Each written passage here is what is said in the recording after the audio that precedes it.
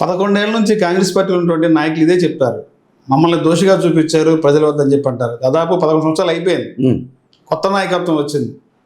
PCC అధ్యక్షురాలుగా షర్మిల గారు వస్తే రాజశేఖర రెడ్డి గారి కూతురు వస్తుంది, కాంగ్రెస్ పార్టీ ఒక పూర్వవైపు వస్తుందని చెప్పి చాలా కథనాలు వచ్చినాయి. పార్టీలో కూడా చాలా ఉత్సాహం చూపించారు. ఎందుకు ఆవిడ వచ్చిన తర్వాత వన్ ఉమెన్గా మారింది? లేదు, వన్ ఉమెన్. ఇప్పుడు మీరు ఆవిడ ఇప్పుడు స్టీల్ ప్లాంట్ మీద అర్ధరాత్రి దాకా కొంచెం అర్ధరాత్రి పూట అరెస్ట్ చేశారు. ఓట దొంగ గురించి మాట్లాడింది, మెడికల్ కాలేజీల గురించి మాట్లాడింది, మద్యం మీద మాట్లాడుతుంది, కరేడు భూముల మీద మాట్లాడుతున్నారు, port Visakha steel plant, Kadapa steel plant, వీటి గురించి ఎవరు మాట్లాడుతున్నారు? కాంగ్రెస్ పార్టీ పోరాటాలు ఎక్కడ ఉంది? ఉద్యమాలు ఎక్కడ ఉంది? కాంగ్రెస్ పార్టీ ఎక్కడ పోరాట పడింది? మేము పోరాటం చేస్తా ఉన్నాం. మమ్మల్ని ఎన్నిసార్లు అరెస్ట్ చేశారు ఇప్పటికి? ఇప్పుడు ఈ 14 నెలల్లో 7-8 సార్లు అరెస్ట్ చేశారు మమ్మల్ని. 7-8 సార్లు అరెస్ట్ చేశారు. నేను ఏ కాల్ ఇచ్చినా మమ్మల్ని పోలీసు వాళ్ళు మా ఇంటి చుట్టూ ఉంటే ఇంటి పక్కన నుంచి తప్పించుకొని అటు తిరిగి 2 వీలర్ మీద వచ్చి ఉద్యమం చేస్తూ ఉన్నాం. కానీ మీరు అన్నట్టుగా ప్రజల మనసు మన్నాలను పొందలేకపోయాం, ఒప్పుకుంటాం. తప్పకుండా మా ప్రయత్నం అంటే ఉన్న కాంగ్రెస్ పార్టీ ఓట్ బ్యాంక్ ఎందుకు క్యాచ్ చేసుకోలేకపోతుంది పార్టీ?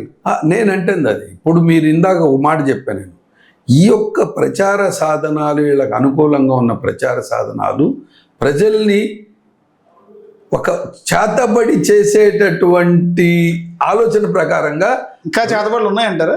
చేతబడి అంటే ఆ చేతబడి కాదు, నేను అదే విధంగా అక్కడే తిప్పుతుంటారు అన్నమాట. చంద్రబాబు నాయుడు, జగన్మోహన్ రెడ్డి, పవన్ కళ్యాణ్, బీజేపీ అప్పుడప్పుడు మెరుస్తుంటుంది అనమాట, మధ్యలో వీళ్ళు వచ్చి. ఇప్పుడు వీళ్ళకి తెలియదు అసలు బీజేపీ వచ్చిందంటే వీళ్ళిద్దరికి 2 కాళ్ళు కట్టయిపోతాయి. మీరు ఎందుకు ఆ రేసు రాలేకపోతుంది కాంగ్రెస్ పార్టీ? అంటే వాళ్ళు అధికారంలో, ఈ పార్టీలో ఉన్నటువంటి నాయకులంతా మీరు తయారు చేసిన నాయకులే కదా, మీ దగ్గర నుంచి నాయకులు. అదే నేను అంటుంది, వీళ్ళ యొక్క బలహీనమైన ఆలోచన విధానం వల్ల కాంగ్రెస్ బలహీనపడింది. వీళ్ళు అక్కడికి వెళ్ళి వాళ్ళు ఇవాళ కాంగ్రెస్ సిద్ధాంతాలు, కాంగ్రెస్ విధానాలు, కాంగ్రెస్ ద్వారా లీడర్లు అయినటువంటి వ్యక్తులు కాంగ్రెస్కి శత్రువులుగా మారినటువంటి, శత్రువులు అంటే ఇన్ ద మీన్ సెన్స్ వాళ్ళ యొక్క వెస్టర్న్ ఇంట్రెస్ట్, ఆ వెస్టర్న్ ఇంట్రెస్ట్ వల్ల కాంగ్రెస్ ఇవాళ తయారవుతున్నారు. ఇప్పుడిప్పుడే లీడర్లు ధైర్యం రావాలి. ఇటువంటి ఇప్పుడు ఒక బలమైనటువంటి ఒక శత్రువు, లేకపోతే ఒక డెన్లో ఉన్నటువంటి బాస్, దోపిడీ ఒక పెద్ద గ్యాంగ్ మెయింటైన్ చేసే డెన్ని కొట్టాలి అంటే చాలా ప్రణాళిక ఉండాలి. ఇప్పుడు పోలీసు వాళ్ళకే నయీమును కొట్టాలంటే ఎంతో స్ట్రాటజీ ఉంటే తప్ప నయీమును కొట్టలేకపోయారు. అట్లానే వీళ్ళంతా డెన్ పెద్దలు అనమాట. చంద్రబాబు నాయుడు గారు ఒక పార్టీకి ఒక సిద్ధాంతం, ఆయన ఏదో మాట్లాడతాడు పాలసీ. కాంగ్రెస్లో ఉన్నప్పుడేమో మరి కాంగ్రెస్ చేసిన సేవల గురించి మాట్లాడాడు, పొగిడాడు, వాళ్ళ నాన్న మీద పోటీ చేస్తానన్నాడు. అవసరమైతే అసలు ఈ ఎన్టీ రామారావు 2 ఈగల్లో ఊదేస్తానన్నాడు. ఆయన ఇవాళ నెహ్రూ గారి గురించి బీజేపీ యొక్క రక్తం కొంచెం ఎక్కినట్టుంది. ఆయన యొక్క ఫ్యూడల్ సిస్టమ్ అంటాడు. రెండో రోజు ఆయన యొక్క సోషలిస్ట్ భావాలన్నాడు. పాపం పెద్ద మనిషి, మరి బ్రెయిన్ ఏమైందో తెలియట్లా. మరి త్వరగా ఏదన్నా కొంచెం ట్రీట్మెంట్ కూడా ఇప్పించుకోవాల్సినటువంటి అవసరం ఉందేమో. జవహర్లాల్ నెహ్రూ గురించి మాట్లాడే పరిస్థితికి వచ్చాడు ఆయన కూడా. సరే, ఈ మోడీ గారి ప్రభుత్వంలో ముస్లిం మైనారిటీల మీద ఎలా ఉంది పరిస్థితి? సార్, ముస్లిం మైనారిటీలు అనే కాదు సార్, అతను ఈ రాష్ట్రాన్ని మతపరంగా విభజించాలనేటటువంటి రాజ్యాంగ వ్యతిరేక విధానం అది. ఈ దేశం భిన్నత్వంలో ఏకత్వం ఉన్నటువంటి దేశం మొదటి నుంచి. ఈ దేశ స్వతంత్ర పోరాటంలో కూడా ఎక్కడ మతపరంగా ఉన్నటువంటి వ్యక్తులు ఎవరే అంటే గోవాల్కర్, జిన్నా.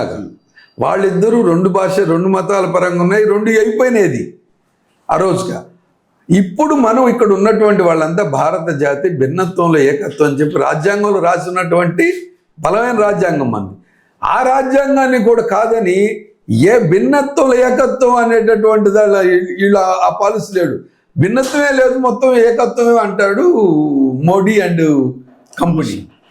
కంపెనీ. ఇది భారతదేశ ప్రజలు క్షమించరు. భారతదేశం అంటే విభిన్న జాతుల మతాల కలయికమైన ఒక అందమైన భారతదేశం.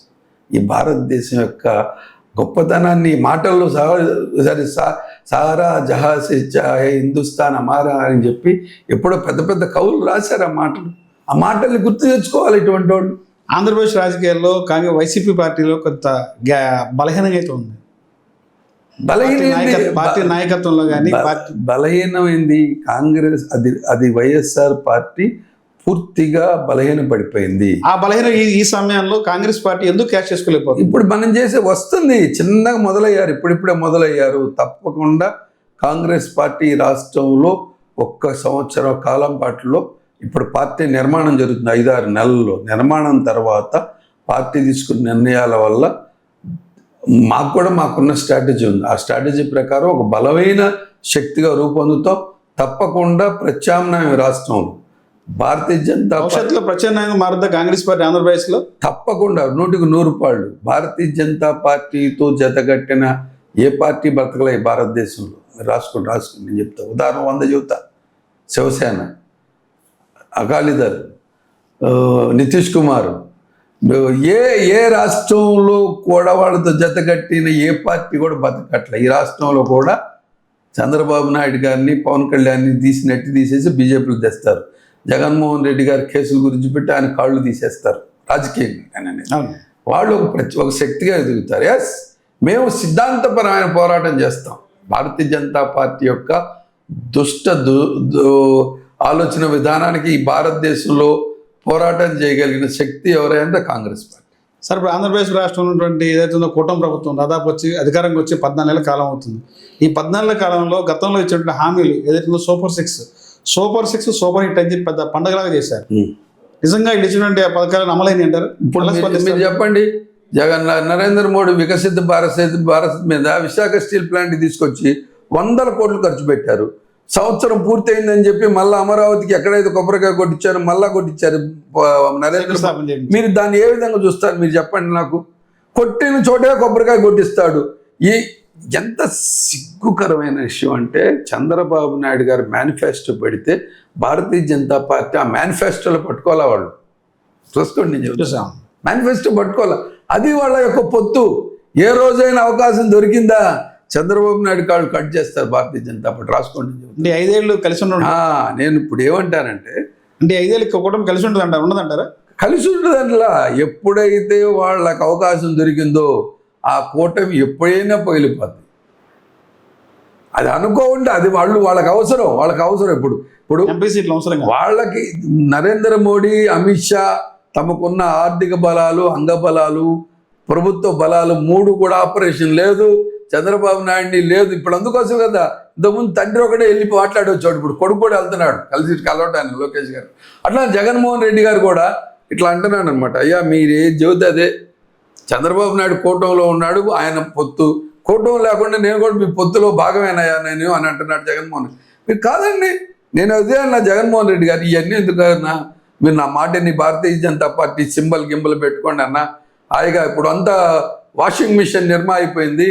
ఎందుకంటే సుజనా చౌదరి, సీఎం రమేష్ని, మరి మన రఘురామరాజుని, ఇటువంటి ఎవరైతే డబ్బులు ఉన్నారో, డబ్బులు బ్యాంకులు కరప్టెడ్ అయినో వీళ్ళంతా దేశద్రోహులు అన్నారు. జీవీఎల్ నరసింహరావు గారు ఇప్పుడు కూడా ఉంది, చూపిస్తా.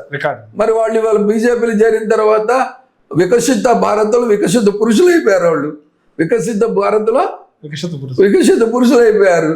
అట్లానే జగన్మోహన్ రెడ్డి గారు కూడా వాషింగ్ పౌడర్ నిర్మాణ లాగా అవుతాడేమో. ఒకసారి తీసుకెళ్ళమని మీరని చెప్పండి ఒకసారి.